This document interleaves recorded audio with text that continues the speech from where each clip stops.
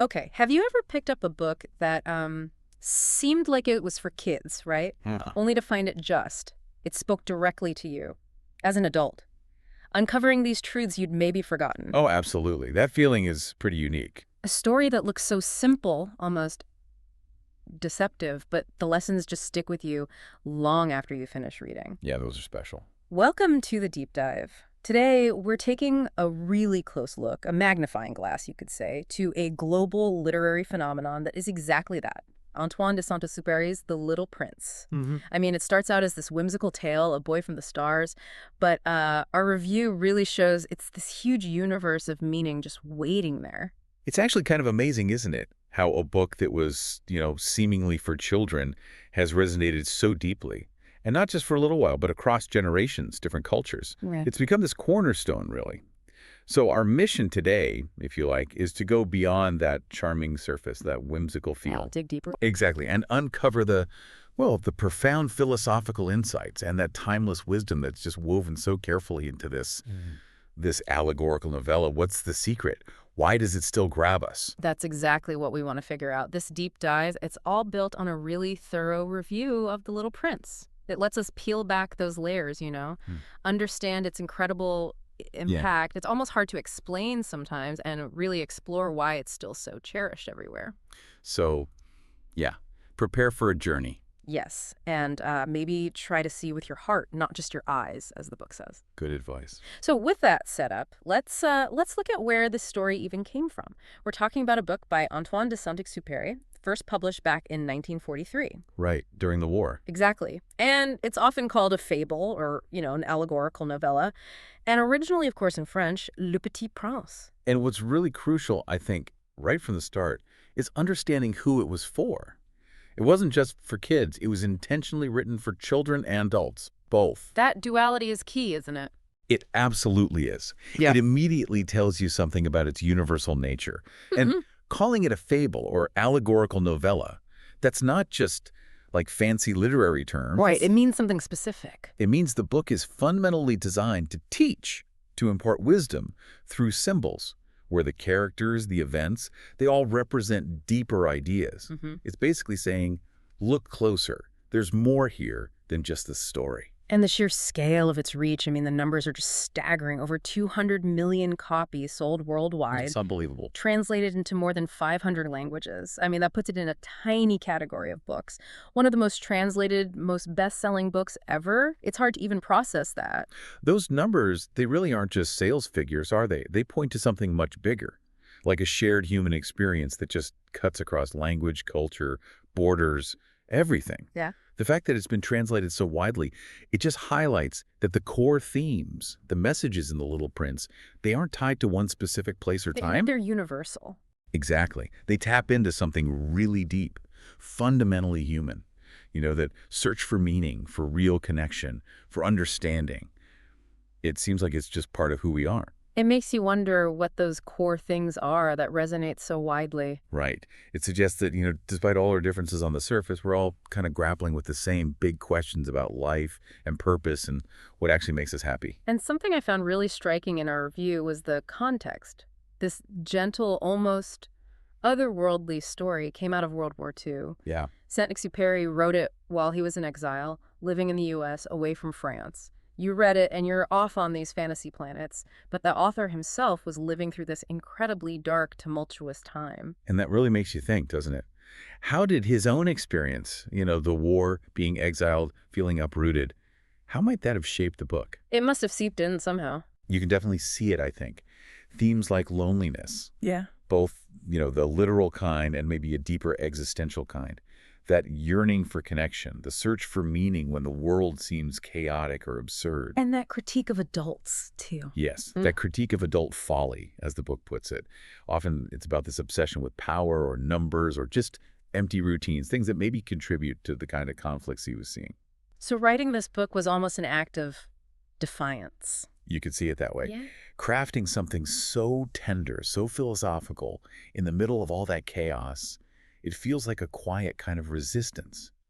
a plea maybe for humanity to remember what's actually important before it's too late. It creates this amazing contrast then. You've got Saint-Exupéry's own drawings, these delicate watercolors and this whimsical language.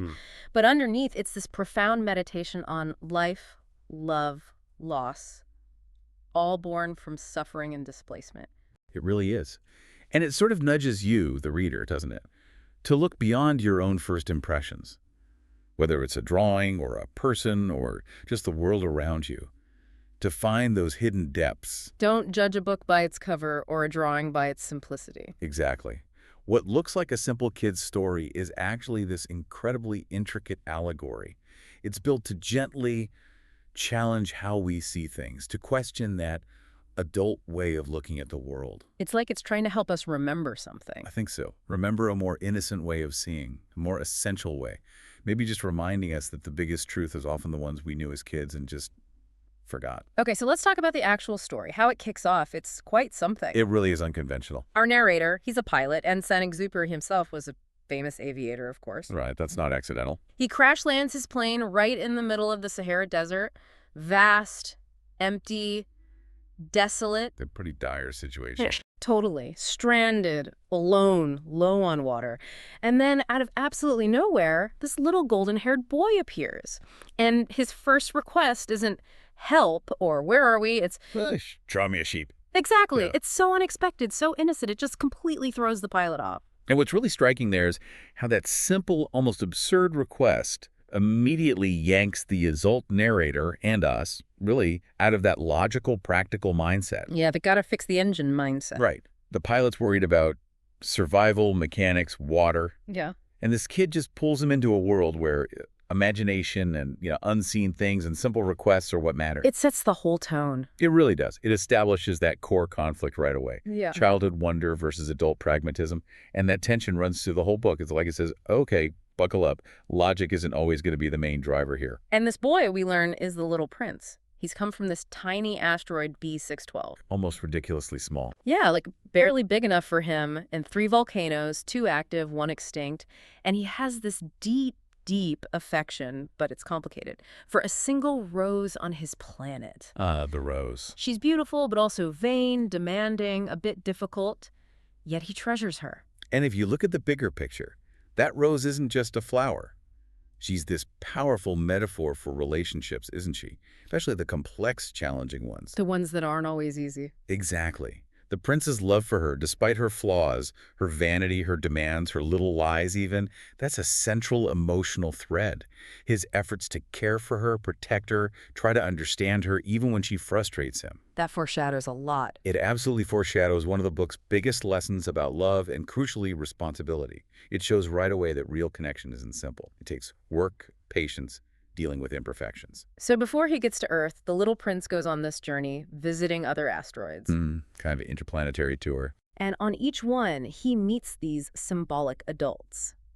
Characters who are almost caricatures, really exaggerated, but they hold up this uncomfortable mirror to us, reflecting the silliness, the folly of adult life. Yeah, each one is like a little lesson in itself, isn't it? A critique wrapped in a character. They're not just oddballs. They embody specific traits the book wants us to think about. Okay, let's break them down. First, there's the king. Right, the king with no subjects. He lives on this tiny planet, barely room for him in his ermine robe, but he insists he reigns over everything. He gives orders that the prince was going to follow anyway, right? Like telling the sun to set at sunset. Exactly. Or ordering the prince to yawn when he yawns. It makes you ask, what does it even mean to rule over nothing?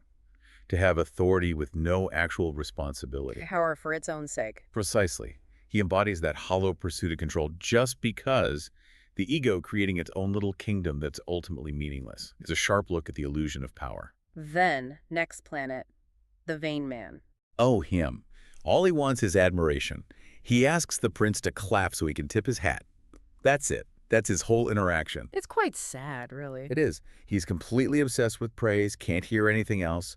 He represents that emptiness of total self-absorption, needing constant external validation. You see that a lot, though. You really do, where how things look matters more than any real substance. He's trapped in this little echo chamber of his own vanity. It's incredibly isolating, ultimately. And then the third one, the drunkard. That one's quite dark. It is poignant, yeah. He's caught in that awful loop. drinking to forget he's ashamed because he drinks. A vicious cycle. A really tragic illustration of how we can trap ourselves, right? Using something to cope that just creates more of the problem we're trying to escape. He represents addiction, avoidance, that kind of deep, self-imposed isolation. His planet feels empty because he's cut himself off. Okay, then the one that always gets me thinking, the businessman. The guy counting stars. Yes. He believes he owns the stars because he counts them. He writes the numbers down, puts them in the bank. He sees them just as assets. Exactly. What's fascinating there is how perfectly he captures that adult tendency to try and quantify, possess, things that you can't really own in that way. Stars aren't assets. They're wonders. He's lost the wonder. Completely. He represents that extreme materialism, valuing things over experiences, seeing the universe as a spreadsheet. He's so busy managing his stars, he's never actually just looked at them. It's a critique of reducing everything to numbers and ownership. So different from the prince's view. Totally. And then we get the lamplighter. This one feels a bit different. He's dedicated. He is. He's on a tiny planet that spins incredibly fast, once a minute. So he has to light and extinguish his lamp constantly, following orders. Even though it seems pointless now. Right. He's maybe the most sympathetic of these adults. He represents that blind obedience to duty, routine for routine's sake, without questioning if it still makes sense. Like getting stuck in a system. Exactly. We can all get trapped by systems or habits, diligently doing something, even when the context has changed and made it kind of meaningless. But there's also something admirable about his faithfulness, isn't there? It makes him complicated. Yeah, he's not just purely negative. Finally, the geographer. The geographer sits at his big desk, recording knowledge, but he never actually explores anything himself. He relies entirely on reports from others. And he won't record the prince's rose. Because it's ephemeral, fleeting, temporary, not permanent data worthy of his grand maps. So knowledge without experience. Precisely. It's a critique of that purely theoretical knowledge, detached from real life, from lived experience. He values the abstract facts over the messy, beautiful, temporary reality of things like flowers, or maybe even relationships. It's a gentle poke at expertise that lacks personal engagement. Wow. So after meeting all these, let's call them cautionary tales, the little prince finally arrives on Earth. And this is where the really big lessons happen, right? Through meeting the fox and eventually the narrator. Yes. Arriving on Earth marks a real shift. He moves from observing these isolated examples of adult folly to actually engaging, forming connections, and learning through experience. It's where the theory meets practice, almost. You could say that. His encounters on Earth, especially with the fox, are where he really starts to forge that deeper understanding of friendship, love, responsibility, and those invisible truths we keep talking about. It's where the journey culminates in personal growth. So let's pull back a bit. What's the big message weaving through all of this? You mentioned it earlier, that contrast. Yeah, the clash between the child's perspective and the adult world. It's absolutely central. The child sees clearly, sincerely. While the adults are often self-absorbed, focused on things that seem, well, nonsensical from the prince's viewpoint. Yeah. And the narrator himself is quite direct about it. He criticizes grown-ups? He does. He criticizes their obsession with figures, with facts, their dismissal of imagination and wonder. It's more than just a contrast. It feels like an indictment, doesn't it? How adults lose touch with what actually matters. It makes you ask yourself. It really does. Have we as adults forgotten how to truly see? Are we so caught up in the serious matters, as the businessman would say, that we miss the essential things? The prince's simple questions constantly challenge that adult logic. They're like little pinpricks to our assumptions. And at the heart of it all, emotionally, is his relationship with the rose. Yeah. We talked about how she's difficult, vain, but his love is constant. And it's through her, and then reinforced by the fox, that he learns that incredibly famous line. You become responsible forever for what you have tamed. Just hearing it gives me chills. It's arguably the philosophical core of the book, isn't it? And taming here, Yeah. it's not about control, like taming an animal in the usual sense. It's about connection. Exactly. It's about forming bonds, investing your time, your care, your attention in someone or something. When you tame in this way, you create a unique relationship based on shared experience, maybe vulnerability, understanding. And that creates responsibility. Yes. The fox explains it beautifully. Initially, the fox is just like hundreds of thousands of other foxes. But if the prince tames him, by visiting patiently, regularly, creating rituals. Then that fox becomes unique in all the world to him. Precisely. And the fox also says, it is the time you have wasted on your rose that makes your rose so important. That word wasted is key. It's not wasted at all, it's invested. So taming is about investing time and care, making something or someone special to you. Absolutely. And this applies everywhere, doesn't it? Love, friendship, maybe even how we relate to nature or projects we care about. It says deep connections aren't just found, they're made. They're cultivated through that sustained attention and care. In that responsibility, it's what turns liking into loving. I think so. It suggests that once you've truly connected, invested your heart, that person or thing becomes irreplaceable to you, and you're bound to them. It's about active, conscious love and commitment. Recognizing value comes from that unique investment. Moving to another theme. There's so much loneliness in this book, isn't there? Oh, definitely. It's a very strong undercurrent. All those adults on their tiny planets, completely alone. Even the narrator is stranded alone. And the prince himself feels lonely, especially when he first sees all the roses on Earth. Right, that moment when his unique rose suddenly seems not unique. It's heartbreaking. What does all this isolation suggest? Well, I think it points to a kind of modern ailment, doesn't it? That feeling of being isolated even when surrounded by others. The book seems to suggest that in a world obsessed with, well, all the things the asteroid dwellers represent, power, vanity, numbers, routine, genuine connection becomes rare. And therefore precious. Incredibly precious, and something you have to actively seek out and nurture. The solitude of those characters really highlights the immense value and joy found in the prince's later connections with the fox and the pilot. It's like a quiet warning, neglect connection, and you might end up king of an empty planet. And this idea of finding value leads us right back to that other huge quote. The invisible essentials. What is essential is invisible to the eye. Simple. Profound. It really cuts through everything, doesn't it? It forces us to ask, what is truly essential? And the answer the book gives, over and over, is that it's not the stuff you can see or measure or buy. It's the relationships, the kindness. Exactly. Truth, love, meaning, connection. They live in the unseen bonds, the feelings, the shared moments. Yeah. The quality of your relationships, your integrity, the sincerity of your heart, things you can't put a price tag on or display in a cabinet. It's a call to shift focus, then. Absolutely. We're constantly shown visible signs of success, right? Possessions, achievements, likes on social media.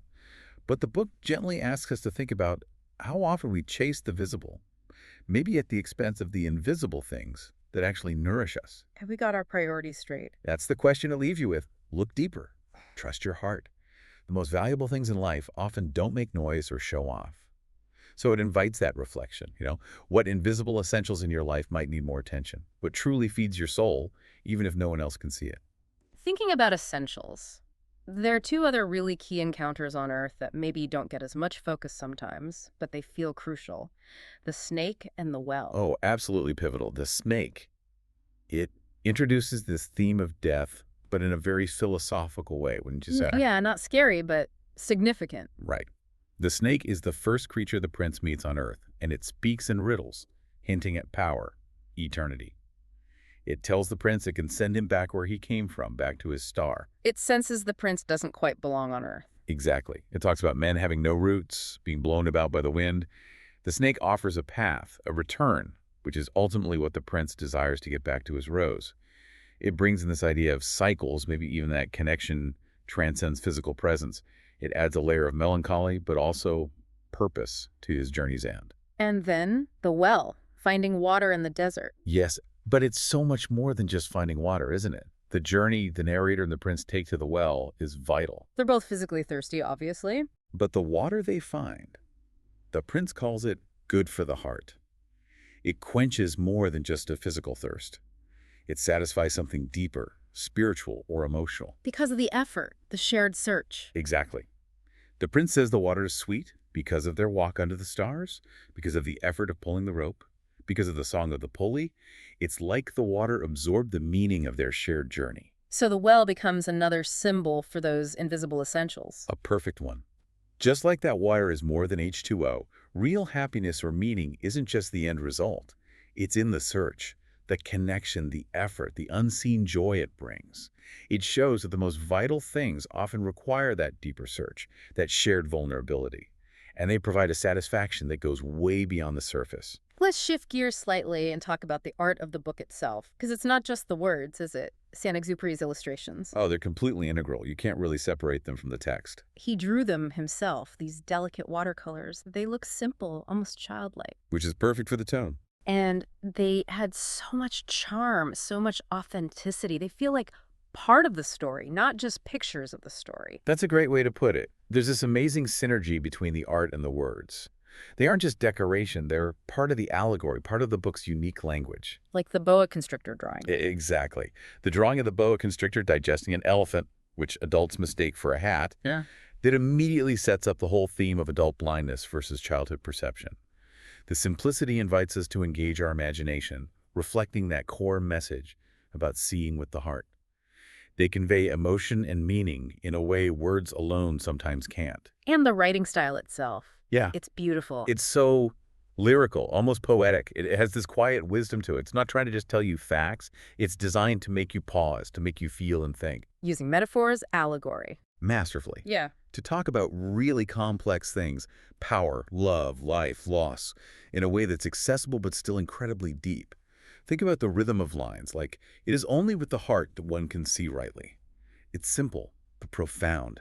This blend of art and poetic text creates this immersive, moving experience that stays with you. So putting all this together, the art, the themes, the story, why has it lasted? Why does The Little Prince endure generation after generation? What's the secret sauce? So I think it's a few key things working together. First, definitely its multi-layered appeal. Works for kids and adults. Exactly. Kids love the adventure, the fantasy, the talking animals. They connect with the wonder. But adults, maybe reading it again later, suddenly see all the layers of allegory, the social critique, the philosophy about love and loss. It genuinely grows with you. You find new things each time. That's true. And the themes themselves. They're universal. Love, loss, innocence, responsibility, meaning, loneliness. These are fundamental human things, right, that resonate no matter where or when you live. The book taps into these shared questions so gently but powerfully. It speaks to our common humanity. It really does. And finally, there's its philosophical depth. But it's not preachy. No, it never feels like it's lecturing you. Right. Like a good parable, it invites self-reflection. It nudges you to think about your own priorities, what really matters. It encourages that shift in perspective, looking for the invisible essentials.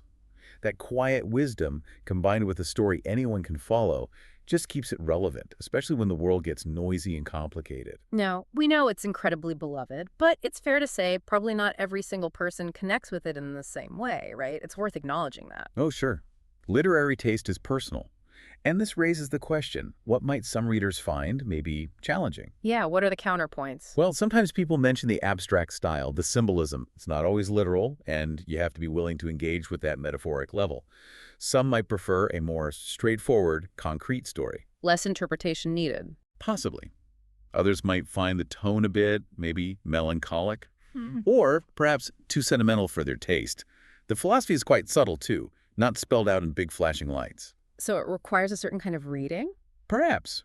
Or maybe just a certain mood or expectation. But honestly, these points usually feel pretty minor compared to the overwhelming positive connection most readers have. They rarely overshadow that emotional richness. It's more about individual preference than a flaw in the book, I'd say. Okay, so setting those minor points aside, the book's impact beyond just being read. It's enormous, isn't it? It's become more than just a book. Oh, absolutely. Its legacy is huge, and it shows up everywhere. First, it's a true cultural icon. You see images of the Little Prince everywhere. We do. Yeah. Statues, movies, operas, animated series, even games. It's been adapted constantly, globally. And the fact that it works in all these different forms just shows how strong and universal that core story and its visuals are. And it's used in education a lot, too. Massively. It's a staple educational tool. Literature classes, philosophy classes, even language classes, from young kids right up to university. Why is it so useful for teaching? Because it's this amazing springboard for talking about big, complex ideas. Ethics, relationships, responsibility, materialism, human nature, but in a way that's accessible. It sparks critical thinking, empathy, discussion. It makes abstract concepts feel real. And finally, you mentioned its philosophical weight. Yes, it's really considered a philosophical classic. It gets discussed alongside existentialists, spiritual thinkers, people like Camus or Hess, because its exploration of loneliness, meaning authenticity, love, connection. It goes that deep. Uh, It totally transcends the children's book label and stands as this significant piece of philosophical literature that invites real contemplation. Its legacy is just this incredible blend of being universally loved and profoundly thought-provoking. okay, so wrapping this all up, what's the final takeaway from our deep dive? We've gone from asteroid to asteroid through the desert. We've talked love, loss, responsibility, that whole child versus adult thing. Our review consistently lands this at a perfect 5 out of 5 stars. And the concluding thought from our review really sums it up, I think. The Little Prince isn't just a book. It's more like a mirror reflecting our own lives. It invites us constantly to see the world not just with our eyes, but really engage our hearts. Tender, wise, moving. All of that. It's a masterpiece that genuinely grows with you, reading it for the first time or the 10th time decades later. It always seems to offer something new, something relevant to where you are right now. So as we finish this deep dive, here's something to think about. If the book is right, if what is essential is invisible to the eye, Then what are the unseen roses or foxes in your own life? The connections, the responsibilities, the quiet sources of meaning that maybe deserve more of your time, more of your heart's perception? those things that don't shout for attention. Exactly. Those subtle beauties, those quiet bonds, the parts of life that truly sustain you but aren't necessarily visible or quantifiable. Are you really seeing them, valuing them, investing in them, like the prince learned to invest in his rose? Or are you maybe more focused on the stuff that shows?